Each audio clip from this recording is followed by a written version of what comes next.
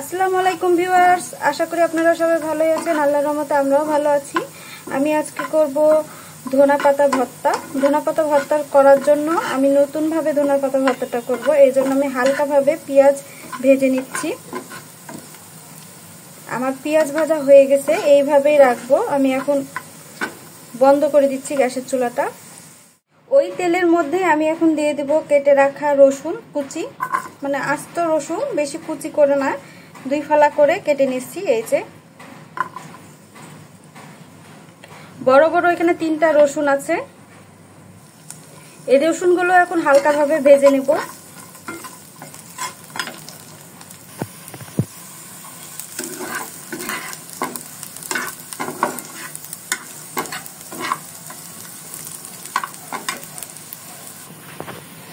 রসুনগুলো ভাজা হয়ে গেছে, এই পর্যায়ে আমি নামিয়ে নেব, বেশি ভাজবো না। এখন আমি রসুনগুলো নামিয়ে নিচ্ছি। এখন আমি ধনার পাতাগুলো হালকাভাবে ভেজে নেব। বেশি ভাজা যাবে না, এটা যেন সবুজ সবুজ থাকে। আর হালকা তেল, মানে অল্প তেল দিয়ে আমি এটা ভেজে নিচ্ছি 1 মিনিটের মতো। হালকা আছে ভেজে নেওয়া হয়ে গেছে, এখন এটা নামিয়ে ফেলবো। এখন আমি তেল তো দিব না, এমনি তাওয়াতে মরিচগুলো ভেজে নেব।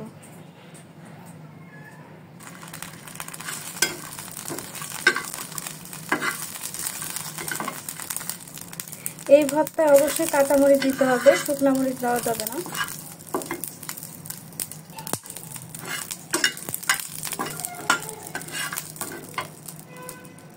অতি সাবধানে কাজ করতে হবে, নাহলে মরিচগুলো ফুটবে, হয়তো চোখে মুখে আসতে পারে। মরিচগুলো ভাজা হয়ে গেছে, বেশি ভাজবো না। এই পর্যায়ে আমি এখন নামিয়ে ফেলবো। 1 টেবিল চামচ আমি সরিষা, 1 টেবিল চামচ আমি কালো জিরা একটু ভেজে নিচ্ছি তাওয়ায়। হালকা হাতে ভেজে নিতে হবে, বেশি না। আমার হয়ে গেছে, এখন এটা নামিয়ে ফেলবো। আমি এখন এটার সাহায্যে ভর্তা করব। নিয়ে নিয়েছি কালো জিরা, রসুন এইভাবে হালকা করে ভেজে নিয়েছি। নিয়ে নিয়েছি ধনা পাতা হালকা ভেজে নিয়েছি কাঁচামরিচ। এখন এটা আমি ভর্তা করব এটা দিয়ে। চাইলে আপনারা পাটা দিয়েও করতে পারেন,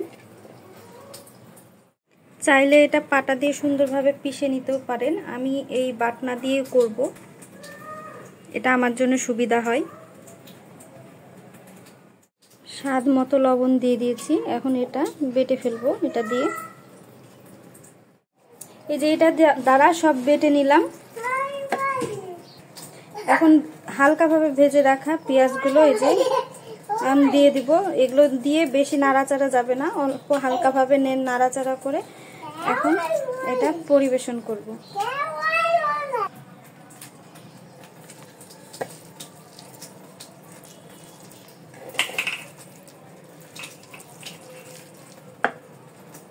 তো লবণ হয়েছে কিনা একটু দেখে নিতে হবে। এই দেখুন কত লোভনীয় হয়েছে এই ভর্তাটা। একবার খেলে বারবার খেতে চাইবেন। এইভাবে করবেন, ইনশাল্লাহ ভালো লাগবে। আমি সকলের কাছে এখানেই বিদায় নিচ্ছি। সবাই ভালো থাকবেন, সুস্থ থাকবেন, নিরাপদে থাকবেন। আর আমার চ্যানেলটি অবশ্যই সাবস্ক্রাইব, লাইক, কমেন্ট করবেন। আল্লাহ হাফেজ।